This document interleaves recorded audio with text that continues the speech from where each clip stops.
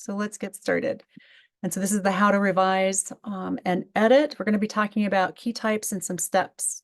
And the goal is for us to be creating clarity, concision, right? And we had talked a little bit in the before session about flow. So our time together, we're going to talk just briefly about the writing community guide, separating drafting stages from editing stages. We're going to talk about two broad categories of editing: macro editing, aka it's like stylistic or even editing, and then four overlapping revision methods. So micro editing is kind of the more technical we'll talk about, and then the revision methods. Steps for revision also as part of that. All right, just as a reminder that when you come to a CSU Writes event, that we have a writing community guide, and it's just a wonderful reminder of just taking a deep breath and just connecting here with your writing processes, your writing practices, and also your writing community. And there's some best ways that we do that. Just as a reminder, after our time together, we share all of the materials, all the great information, things that you learned. You just don't share anything about what other people say about their own kind of experiences with writing. Those are theirs to share. And again, through this session, you want to watch for your takeaways. We have been drafting and editing our writing since we've been writing, right? So a lot of the things that I'm going to be talking about are not going to be brand new. Some of them are going to be good reminders, and you'll be like, oh yeah, I need to remember that. Some of them might be kind of a new take on an old idea for you, but I don't know exactly what it is that you will need to hear. There's something here for everyone, but those special things that you need to hear and take away, you're going to have to just watch for those. So CSU Writes, we approach writing really, really broadly. And we talk about how writing is a product, right? That's the genre. That's the thing that we put out. It's has structures to it, oftentimes a sophisticated style that's within your field. It's a process, though, as well. It's how you're putting that manuscript or proposal together, the craft of it. And so our session today on how to edit is focusing mostly on that process. We're talking about how it is that you're putting it together, what you're putting where. We talked a little bit about order of things already, right? And flow. Writing is also your practice and how you habitually come to doing those acts. And we'll talk a little bit less about that today. It's your project. It could be anything that's moving your research forward. So this is a little bit about your project, but it's a task-based process that we're going to be talking about with editing. And writing is also your persona, or actually it's how you get written on the page. So I know a couple of you introduced yourselves and you're working in fields where you would be presenting who you are, and your positionality is actually important to the reader's understanding how it is that you're coming to a topic. And so that sense of writing is a presentation of self is really important. Some of you mentioned already having connections with other writers and collaborations. And so who you are and presenting yourself and connecting with others is also part of that writing process and engagement. So we think about writing really, really broadly so that we can address some of the key issues and places where we get bunged up or stuck. I want to talk a little bit about generating text versus editing text, because if we're going to learn how to edit, we need to kind of understand how it is that we're generating as well. We're not going to spend too much time on it, but Patricia Goodson she's the author of Practice Becoming a Productive Academic Writer, and she's just really good at being able to give us exercises. She's at Texas A&M, and she runs a writing group called Power. And some of our faculty at CSU who have come from Texas A&M have gone through Patricia Goodson's program. It's pretty cool. But she says, generating a written text requires creativity and involves activating a specific mechanism in our brains. Editing text, on the other hand, is an analytical and repetitive action requiring attention to detail. Many people complain of writer's block because they attempt to generate and edit at the same time. So if any of you were thinking about, what is my editing practice? And it's kind of like, well, it's kind of like when I sit down to write and then I just kind of rework the sentences as I'm drafting them out. Patricia Goodson is telling you, see if you can separate those out. It's a version of multitasking if you're trying to generate new text and edit new text at the same time. There are times when we want to make sure that we're moving forward with some clarity on the page. But if you find that you're a person who tries to do both of those at the same time, just know that there are different portions of your brain, both dealing with language. One deals with generating, the other one deals with editing, and you're trying to do both at the same time, and you actually can't, which means your prefrontal cortex is shifting very quickly between those two tasks in order to do that. So if you're finding writing kind of difficult, that you get stuck, or that you find yourself exhausted, it may be that you're putting those two things together. So generating text, that drafting phase, and one of you mentioned having the document that you sent off to your advisor, and then you get it back and you get the feedback. All right, so you've generated text, you've already drafted it out, sent it out. That can be called a brain dump sometimes if you're just generating and just getting it out. It could be spontaneous writing, just moving quickly through that process. It could be writing at a gallop, which is Virginia Woolf's notion of, and that's why we have the images of the horse in motion, right? That at some point their hooves leave the earth because they're galloping, they're moving so quickly that they kind of get airborne for a moment. And so that right at a gallop, that was Virginia Woolf's way of outpacing what she called the editors in her head, right? So that she had editors inside and she would write so quickly that she outpaced them, was her plan. It also can be about flow and the experience of flow. I think about Mihai Csikszentmihalyi's work, right? And when we get into a state of just like really connected with our work and things are just moving from one thing to the next really easily. But those drafts are often messy, right? They are full of associated logic so that things might not be causally clear or spatially clear or thematically or logically clear, that the associations might be there, but you're not making the connections for the readers. And so we have to go through and figure out how we're going to make those connections for the readers. It can also be creative. You might find yourself writing and saying things that you didn't realize that you were going to write or say and being like, wow, didn't know that I knew that, but yeah, that works, totally works here. Or it's going to be productive, right? You're going to be producing a lot, but you may not want to keep all of it. And so that kind of drafting and generating out is a kind of freeing portion. It's a particular part of our brain that does that. And so we want to be able to allow that freedom, us to have that freedom to be able to generate that way. Editing and revision, though, is different. And so you notice at the beginning, the first slide had that kind of focal point, and in the center it said creativity. So you've got this kind of vague general sense of a mountainous range and water, but then you get focused in, and the lens helps you focus. When we write for other people, we need to focus in because we can't give them everything. It's too much, right? So we have to narrow it, and we do that through structure. We do that through meeting certain readerly expectations for how we're going to lay out information so that it's clear and understandable. We do that through our word choice and fine tuning and making sure that we're accurate and precise with what we're giving them. And so that kind of precision just takes a while. And I love this image of the critic, the art critic, right? Who's just looking at and seeing how things are put together, right? This is a slower process. It's a tidying up process for all that kind of messiness that we generated before. It clarifies things. It is about creating oftentimes concisions. So we'll wind up with less text sometimes than more text. Depends. But notice that it's thoughtful, it's critical, it is connecting, and it is organizing our text. And that critical voice is what is geared towards the text so that we can see what's there on the page and we can start rearranging it or making some assessments. And we have to have that critical portion of our mind that is engaged with the writing on the page to be able to make those assessments. So notice if you're directing your critical mind to the page and what's on the page, that works really well.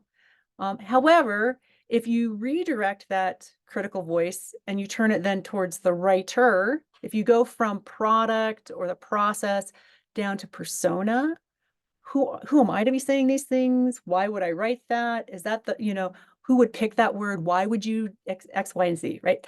If you turn that critical lens towards the self, it is a misdirection of your inner critic or the critic there, right? You have a critical lens. That critical lens is necessary for you to use in being able to assess how you're going to change what's on the page. But if it turns towards yourself, then it becomes something that it can be toxic ultimately.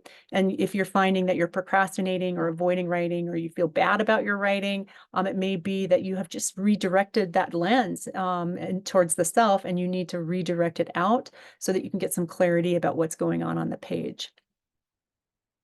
By the way, I want to talk a little bit about how we build in this to a workshop called the 4-Hour Article Draft Workshop.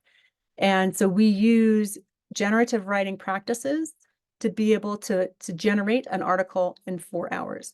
You don't have a polished version. It is the drafting portion. And I want to talk a little bit and just point out how this is structured to be able to get a sense of where it is that generative writing fits and where it is that editing fits before we get into all of the editing steps and processes that I'm going to talk about.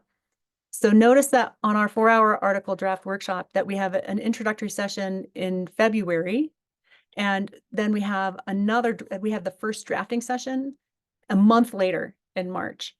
And it takes that many weeks for us to get our material organized, to understand what's going to be going into each section, to be able to prepare ourselves ultimately for being able to draft out and to create that messy draft of an article. And then there's, you can't actually draft a full article in 2 hours. So we do it in a 4-hour block, but 4 hours together is it's brutal. So we separate them out by a week. It gives you some time to refresh, and then you kind of do it again. And this is not a pitch, by the way, for the workshop, but it's just to describe what a strategy that you could use for your own generation at different times. You don't have to attend the workshop to be able to do this. You prepare, you prepare, you prepare. All of that is writing, right? That's your project. And then you have drafting sessions that are designated, intensive, kind of get everything out. May not mean that you know everything at that moment that you're sitting down to generate, but that you know enough to be able to generate a full draft. And then you go back through, and that's when you do the revision and the editing processes. Notice that if we have 4 weeks of preparation for this workshop, notice we don't actually have anything after the session 2. And that's because people are on their own for the revision processes. And sometimes that can take a week or two. Sometimes it can take 6 weeks or more. I know that one of our teams that we worked with, they're still working on revisions, something like 18 months out.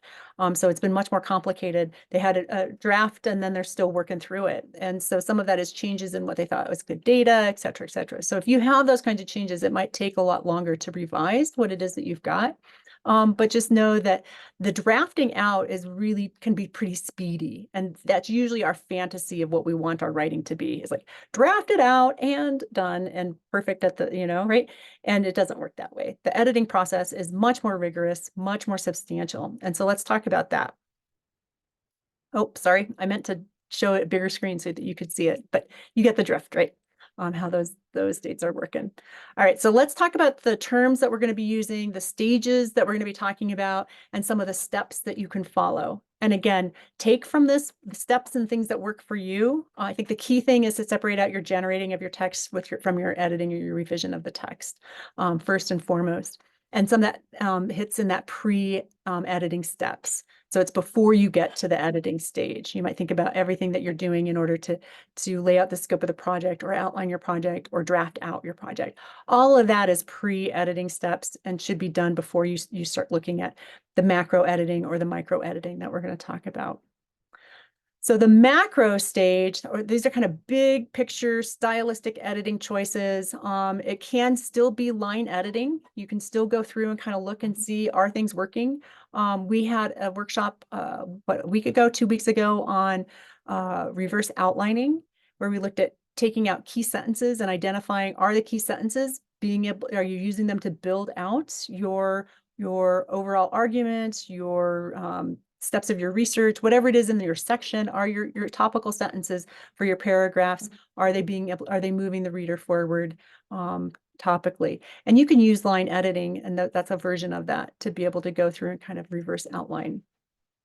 What you want to do, and with this step, highly recommend doing a full read of your document with no editing. What do you have generated? What's there? Put pencils down, keep your fingers away from the keyboard other than to move to the next page, depending on how you're reading it. You just don't want to be editing. This is one of the hardest things, by the way, for me to do. I read with a pencil in hand if it's hard copy, and I read with my fingers on the keyboard and want to highlight things or correct things on the spot because I don't trust myself for being able to go back and remember what those things are and to be able to make those changes later. Or I feel like, oh, it's going to be so much effort to come back. So there's whatever that happened, I'm aware of that. That's one of my failures, right? And yet I also know that if I'm off to the races, revising something in the moment, first of all, it'll take me forever to get through the full document for my read through. And then I'm often making changes on something that I don't want to have changed or that I just need to move up from later on. I've had that happen multiple times where I'm like, ooh, I should have talked about X, Y, and Z. I added in and then realized, oh, wait, 3 paragraphs later, I had it. It was just in a different place. I could have moved it. So go through, read through the full document. Don't do any editing. Number 3 on that one, identify your sections and sentences to be revised. So then you just can go through, then you identify, highlight them. Where are they? What do you know that's not working? And then revise that first full draft to create a second solid draft. That can be a really heavy lift depending on how messy that first draft is. But now just think about it as you're redrafting. Sometimes that's where you want to send it out. We heard this before, get some early reader feedback. Is this working? Are there places where I should be doing something different? If you want to get some low stakes, people who are not perhaps in your on your committee or in your field even, they can just kind of give you a sense of the readability and is this working and is this making sense? And that second draft it can be a heavy lift depending on what needs to be rearranged and worked. And then you just keep repeating those stages. You keep going through and you read it again, then you can read it out loud, right? We had that come up. You can identify then what it is that still needs to be revised, and then you go through and you make those revisions. It keeps you focused. It keeps you from getting too far into the weeds. And it also keeps you from creating something that where you start to go off topic or you have too many different threads going out, perhaps. You can clean up and tidy a little bit more easily if you go through this process. Micro stages, those are technical editing stages. That's where you get to the copy editing, perhaps. So micro is at that sentence level. This is the much more kind of technical, maybe not technical in your field, thinking about the technical details. It's really the sentence level technical kind of structures of your sentences. Are they doing what you want them to do?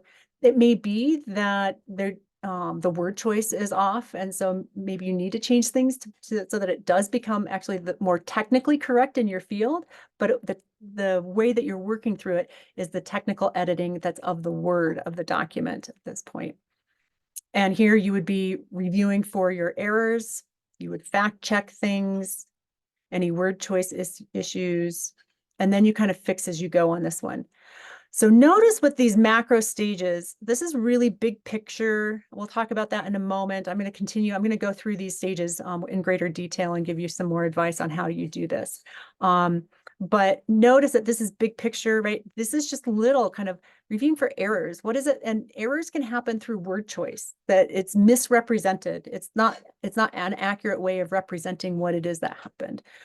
It could be that you need to go through your literature a little bit more thoroughly, that you need to bring in some additional citations or kind of make sure that what it is you've said about other people's work is accurate. And then 7, review those page proofs, whatever it is that you have kind of tidied up, cleared out all the kind of extra stuff, word choice issues, all of that is fixed. And then you kind of proof it. And that's for lingering grammar issues, punctuation, or spelling errors. Notice again, and we talk about this a lot in CSU rates, like in the right to publish course, we talk about how grammar issues, punctuation, those are rarely the reasons why a manuscript will not be accepted for publication. Editors are looking at larger stylistic kind of concerns or technical concerns, right? They're looking at whether things are relevant to the field, making it a novel contribution. They're doing other things, and can we follow along? And is it flowing so that readers can read through easily.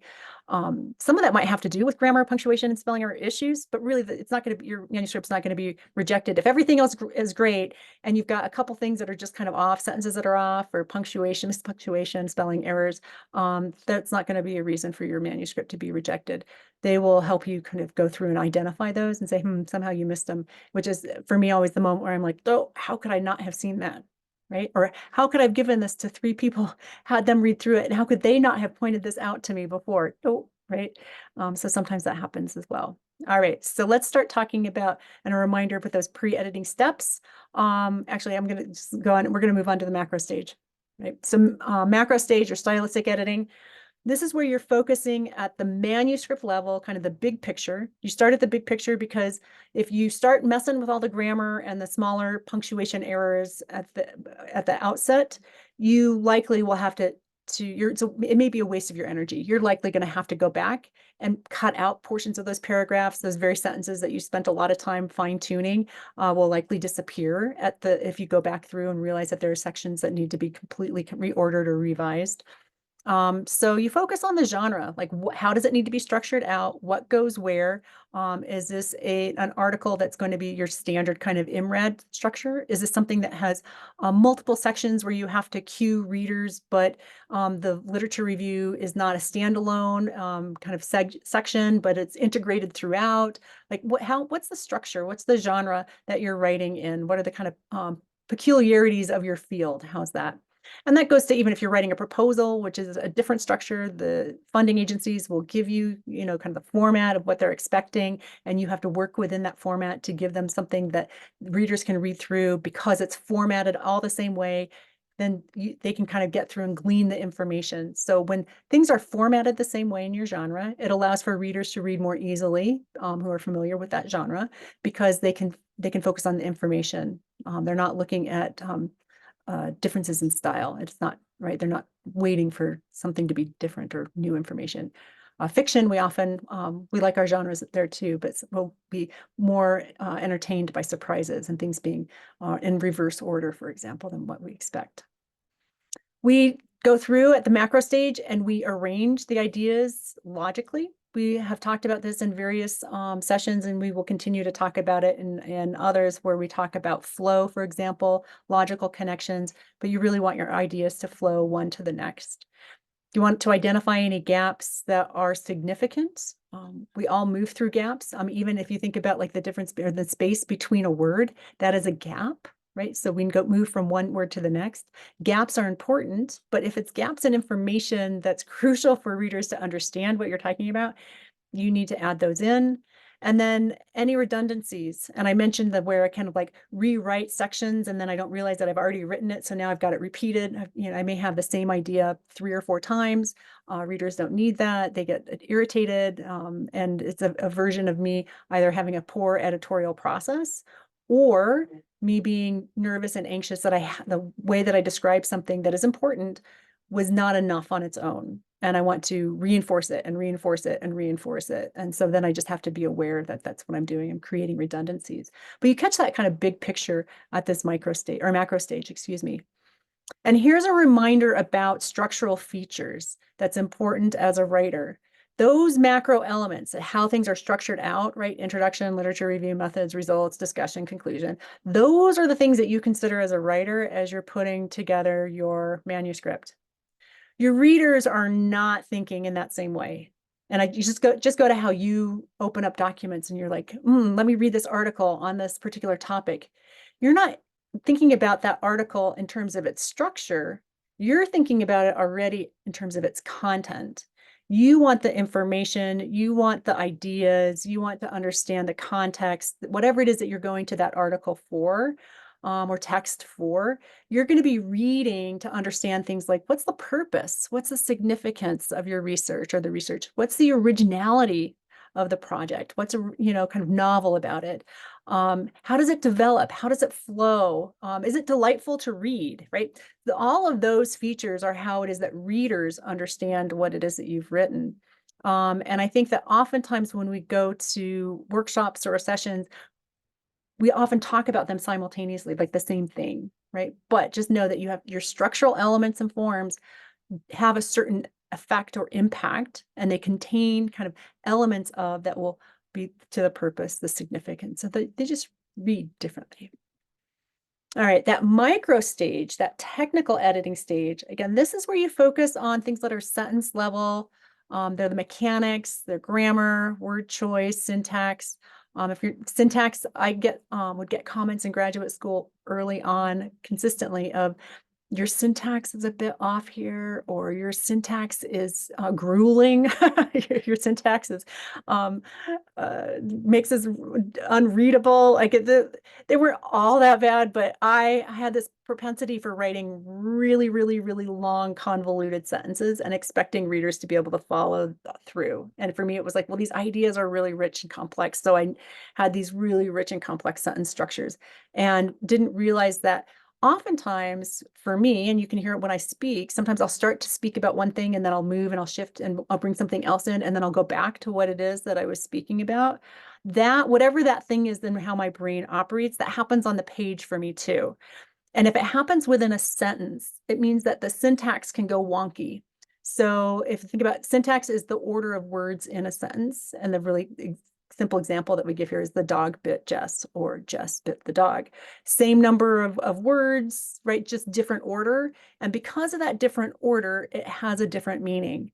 And so if you have syntax that's off, it means that readers are going to have a difficult time grasping what it is that you're saying. So it's a kindness to your readers to go through at the micro or technical editing stage and really smooth out some of those wonky, convoluted sentences. And then, of course, your proofreading. And so you want to do your grammar, your word choice, your syntax, kind of read through and revisions first. And then after that is your proofing. That's where you're looking for the spelling errors, the punctuation errors, the typos. And you could think, and we've already talked a little bit before in our before conversation about how this timeline works for you. So when you're building out a project and you're looking at how long will it take for me to prep an article, draft an article, and then edit an article or a chapter of your dissertation or a thesis or a proposal, whatever those things are, right? Through those stages of what your prep stages are, what your drafting stages, and what are your revision and editing stages. It may be that your revision and editing stages are actually much longer than your drafting out stages. So just keep that in mind. And some of that has to do with, we heard it, the back and forth between readers and getting some feedback. Yeah, good to have you. So let's talk about that relationship between the macro and the micro. This is a terribly fuzzy picture, but it comes from Joshua Schimmel's Writing Science, and I need to find a better version from it, but better quality version. But I like that he talks about the story that you tell in that macro picture, right? The story that you tell is really a set of nested arcs. He says little things, right? You've got sentences that build into paragraphs, and that paragraphs build into sections, and that sections then build into your paper. And what I like about this is it, on the one hand, it states the obvious. We know these things. And then on the other hand, when we're thinking at that big product level, if we're always focused on, I have to write my article, or I have to write my chapter, or I have to write my, God forbid, dissertation, those are huge, huge document kind of and story arcs that we're asking our brain to kind of hold in space. So it's really helpful if you bring, particularly down to in your writing sessions, portions of it. What section are you working on? What paragraph are you going to be working on? What sentences are you going to be writing in that session?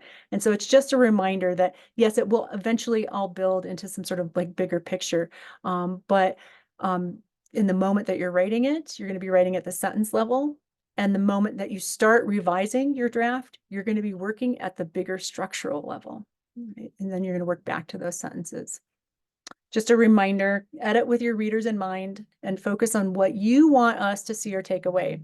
So there's another way to put it, that the first draft is what you want to hear, right? It's your ideas, your generated ideas, your mess on the page. And then when you edit it, you have to keep in mind who your readers are going to be and what it is that they need to know. And that will help you focus, change your sentences, rearrange things so that readers can take away something of meaning. I'm going through a process of editing a piece today or this morning, and I wound up taking out paragraph and a half that I really, really liked, having written initially. And I had to take it out because I was like, my readers actually do not care about this. It's me meandering and pondering on the page. And while I thought it sounded smart and I liked it, it's not going to be good for my readers. So I had to take it out.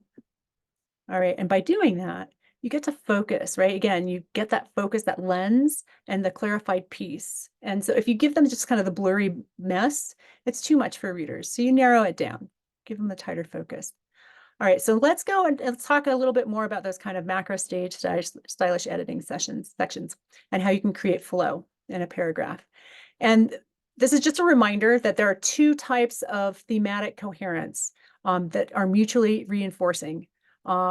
One is that all sentences would work together to support the main idea of the paragraph. So if you're writing a paragraph and you have one point, let's say it's your topic sentence, it's at the beginning, maybe, I mean, topic sentences don't always have to be at the beginning, but let's just assume that this one is, then all the other sentences within that paragraph, the ideas are going to be elaborations and connections and reinforcing what it is that you say that that idea is in that paragraph. Or there's another way to create thematic coherence in a paragraph. And that could be that the sentences form a relay so that ideas flow from start to finish. And it may be that you're building out a narrative. It could be, for example, I'm thinking about a methods section in a paper where you're describing processes that flow from first, then this, then that, right? And so there's not really a big point maybe in some of those paragraphs. Maybe you're describing out processes, so they're relaying one idea to the next.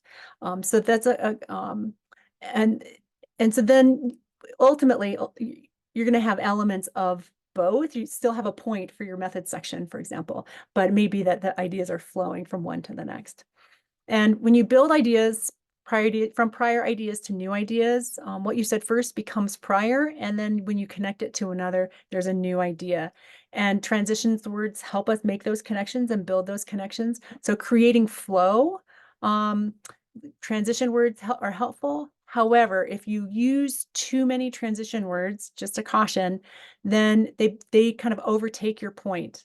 And I have seen many, many, many paragraphs in my time, particularly in grant proposals for some reason, where sentences, like every sentence in a paragraph will start off with a transition word of like, however, interestingly, apparently, like, although, right, there's these kind of transition words. And if you do that too often, your readers just know that everything's in transition. And sometimes the logic is still off. So just keep that in mind. So I'm going to read these two sentences, A and B, and you can just get a sense and give a shout out in the chat. Which one do you think flows more smoothly? Which one reads just a little bit more smoothly? All right, so A. Molecules are comprised of covalently bonded atoms. Molecules' reactions are controlled by the strength of bonds. Molecules, however, sometimes react slower than the bond strength would predict. Or B. Molecules are comprised of covalently bonded atoms. Bond strength controls the molecule's reactions. Sometimes, however, those reactions are slower than bond strength would predict. Same information, written slightly differently. Think about which one reads more smoothly, A or B? Give me some shout outs in the chat.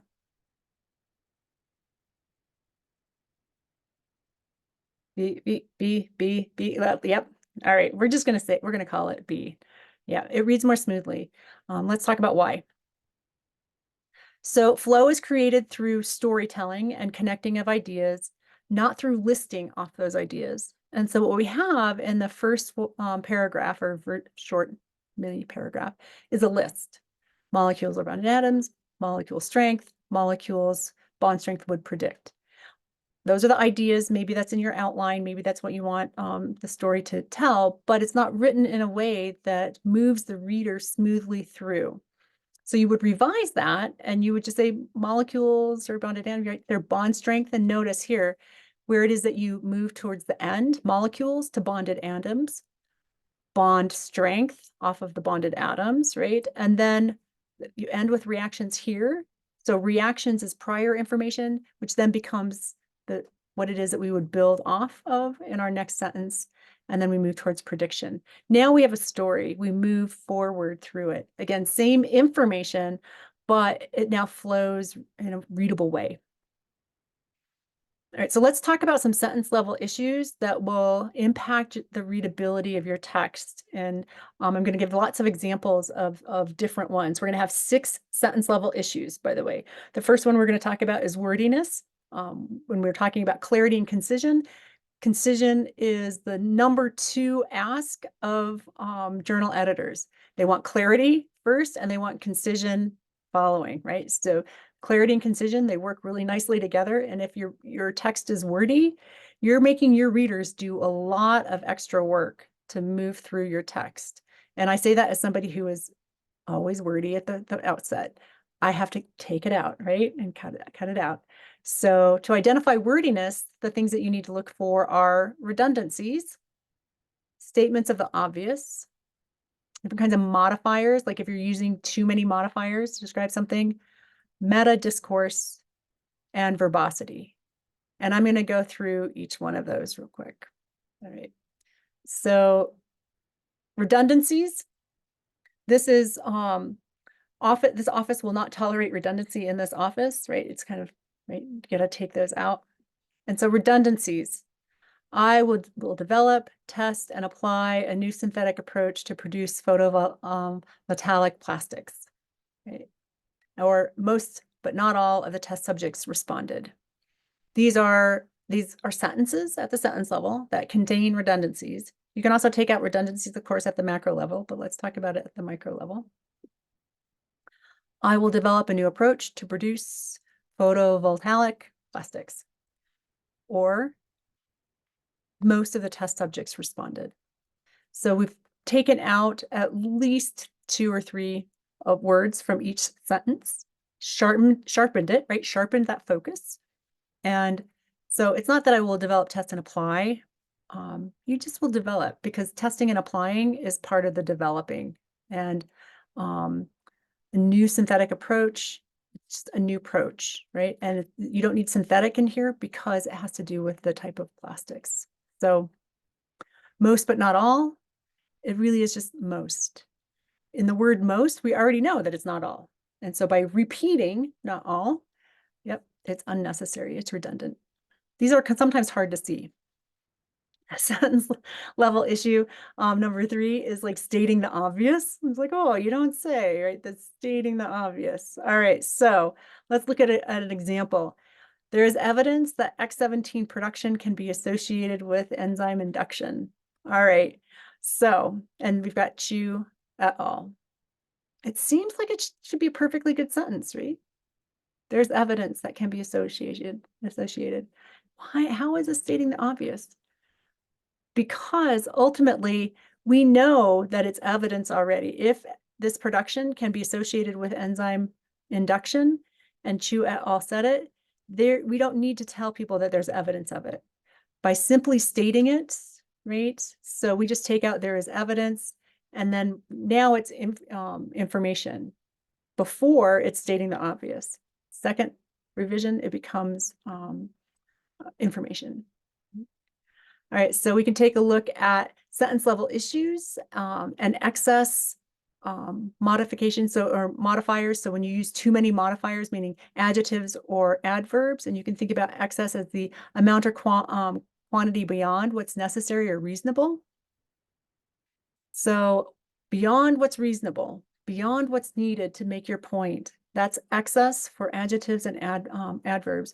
And often when we talk about quote unquote flowery language, we're often talking about things that are adjectives, right?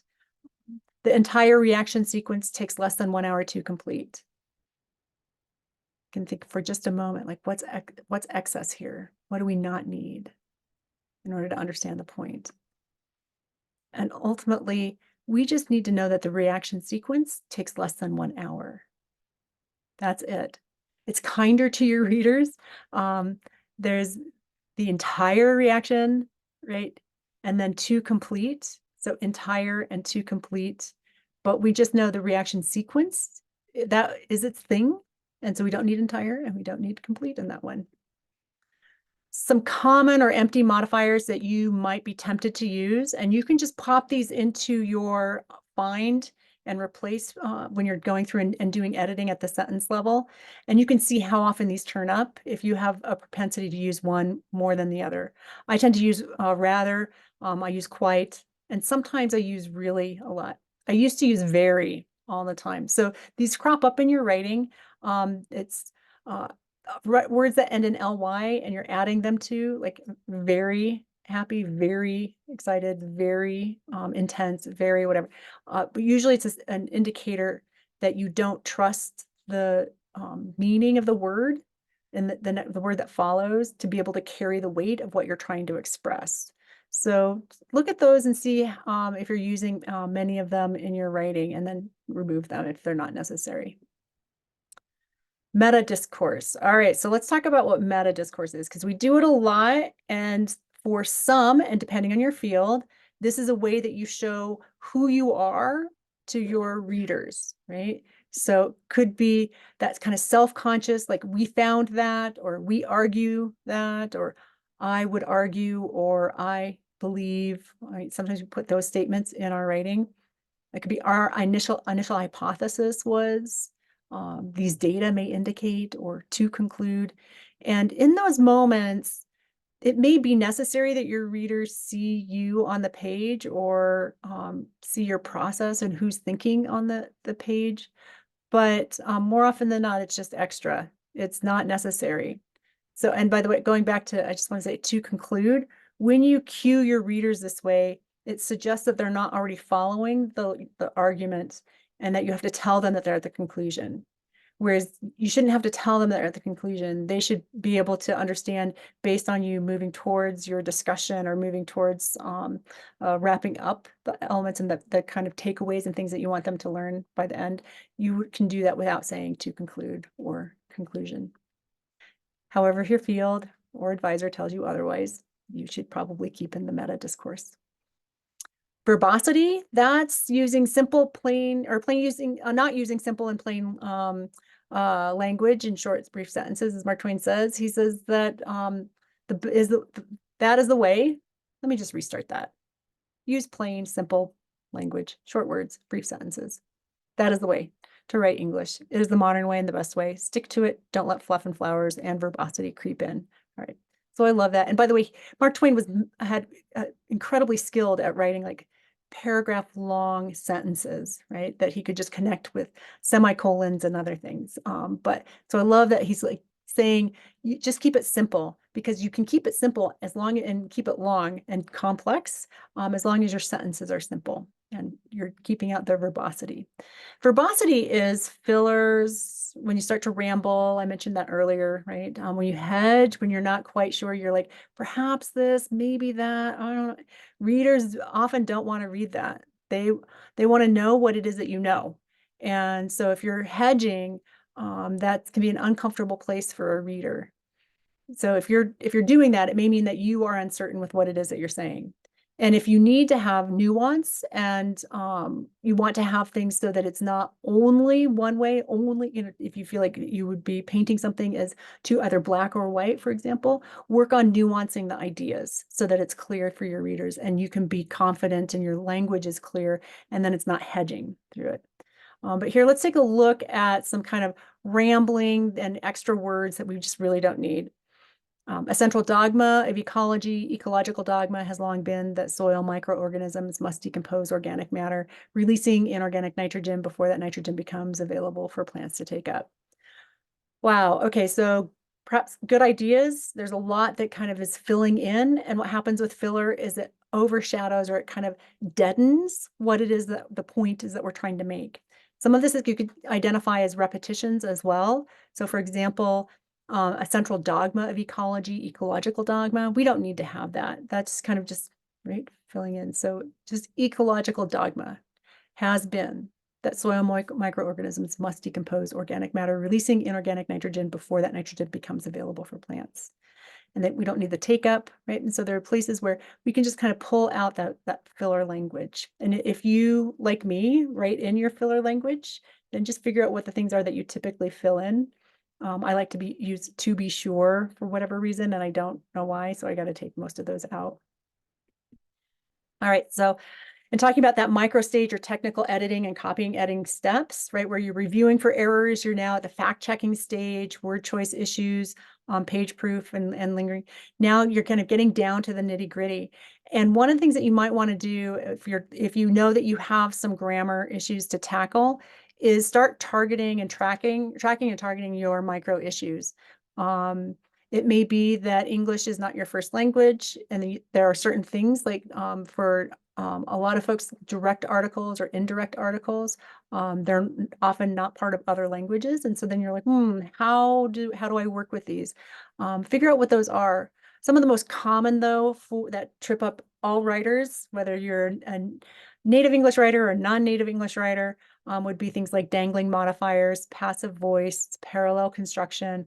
We talk about these in other workshops, and so we're not going to, and we have an entire workshop coming up on passive voice alone. So just keep in mind that those things kind of trip people up, and that you might want to get something like an error log. And I'm happy to share one with you. I used to use it in a class that I taught with non-native English writers in civil and environmental engineering, actually. And they were exchange students from Pakistan, and we would have semester-long seminars where we would write out a chapter of their or an article, a thesis for publication. And so they would track errors from the beginning of the seminar through, and they could see where it is that they had learned by doing that. So it's really, really helpful, but you kind of have to target what those are. So you have to know what they are, and you have to kind of target them. So it's just a reminder, by the way, and again, I'm happy to share this. I didn't put it in the chat yet, but there are errors that will interfere with reader understanding. Things that are unclear, where the sentence should just be completely rewritten to a fragment. It's a partial sentence, so the idea is not fully developed. Run-ons or comma splices, interestingly enough, what those can do is mush things together so that readers don't understand fully what's in the kind of nuance gets lost. Verb tenses can create some confusion, and even just verb choices, poor verb choices can do that. Your syntax, I already talked about that, right? And how if your word order is incorrect, the meaning won't be clear. And then word choices alone. And this, we talk about that mainly at the end point, right? With that kind of micro editing, but you might have some macro editing word choice issues early on that you want to take care of, where you just realize that things are off at a sentence is not describing what it is that you need in order to move something forward or to structure something out. There are sentence level errors that are likely. They're less kind of interfering with the meaning, but they still will affect it. Those could be transitions and connections between language. It could be those dangling or misplaced modifiers. And those are things like they modify at the very beginning. And I'm trying to think of one. Rowing across the ocean, comma, our arms got tired, or we felt increasingly weary.